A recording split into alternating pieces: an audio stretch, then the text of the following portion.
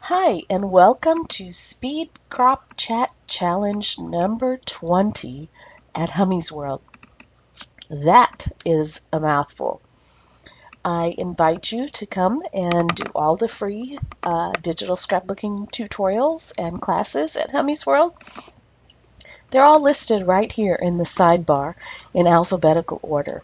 Some of them are just inspirational, but many of them have educational videos and supplies hidden in them. And so come join them and join one of the classes and share what you do with me in the forum. You'll have to pardon me. I am trying to record this even though I cannot seem to stop coughing. There is no break for a digital scrapbooking educator. Here are the instructions for Speed Scrap number 20. Now, these are often done during a chat, but most of these have been done during a live chat, and then the instructions are saved and put up later because they're so great for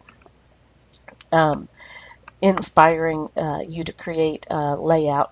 And it's fun to see how each person follows the same instructions and comes out with a totally different layout. I want to show you to make sure you understand this 10 o'clock instructions. Now, these are supposed to take an hour to do the speed scraps, but if you are a slow scrapper and it takes you more than an hour, that's perfectly fine. The idea is that you get a final product and a layout that you like. So the 10 o'clock instructions say cut a text title from the photo layer and move it over the background paper. Then apply a blending mode to the title, and you can use layer styles too. I wanted to make sure this is probably pretty easy for those who are experienced scrappers, but I wanted to make sure everybody understood these instructions and how to do them and make it easy. These techniques are in other tutorials, but I wanted to make them handy right here for anybody, and the video is going to go right down here. This is my layout with the instructions, and I have it opened up in Photoshop Elements. And so here is my title cut from my photo, and it has a blending mode applied. It is the pin light blending mode. But let me show you how to cut that from your photo. You use your text tool, and hopefully you already know how to create a text layer. I'm going to use the one I created previously. You can see I have a line through this eye here that indicates that the layer is currently invisible. When I click it, the layer becomes visible, and you want to use a fat font for this. Now I'm going to go back to the Move tool, and you want to move this over some part of your photo that's going to give you some texture or whatever. I have a very plain basic photo to work with. It was a little more difficult. You don't want it down here in the black, because then when you cut it out, it's just going to be black, and you might as well just use a black font. And similarly up here where there's not much of a change in color. So for me, I had a limited area, and I stuck it somewhere in here. And then we're going to make a selection around the text by holding down our Control key and clicking on the thumbnail of the layer. And that's right here, these square boxes. So I'm going to click on that, and you're going to see marching ants, or selection. We call them marching ants because they look like they're marching about around the text title.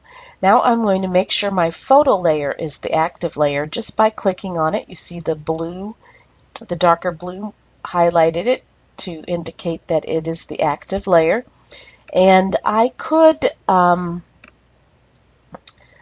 use some other options, but what I usually use for this is a keyboard shortcut of Control J, and you can see it made a new layer of my selection. My selection's gone away now. So let's make this layer, original text layer, invisible again. And you can kind of see my new layer there. For the purpose of this, I'm going to bring it up to the top, just because I know before when I was playing with it, I'd click down to select it and it would select other things. So you can see as I begin to move it, it has that sun glare in it right here and other things, the horizon kind of all the way across. So the instructions say to bring it on up so it's somewhere on your background paper, wherever you want. And then you can see it's similar to my original. Then you just click on the blending modes, and you can click on any one of them to get you started. And then I usually just use the arrow keys on my computer. I'm hitting the down arrow key to cycle through them. There was a nice one. I almost used that one there. But you just go through them till you pick one that works with your particular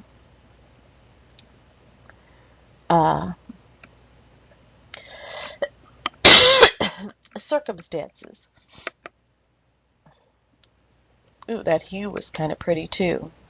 So I had used Penlight in my original one, and there is that. This happens to already have a layer style on it because the drop shadow was on this original photo, and so it inherited that. If you need to, go ahead and add a drop shadow. I'm going to change this one to a low drop shadow. And for me, I wanted the stroke around it, so I just clicked on this FX, clicked on stroke, and the default is black. And so just click right here to set the color of the stroke on this box, and I actually grabbed a color I think from out here so it matched the rest of my layout. It wasn't completely white. And you can adjust the size of your shadow however you want it, and click OK. And you know, if you want to continue playing around with different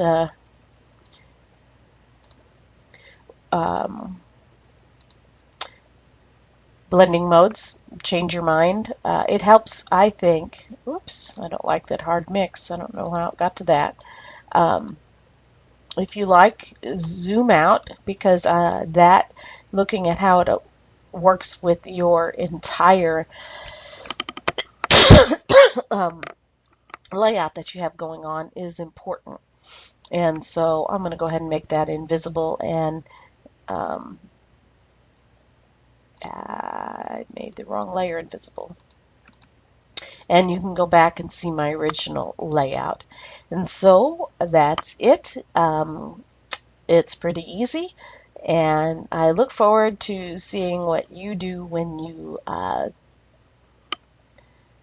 follow all of these instructions.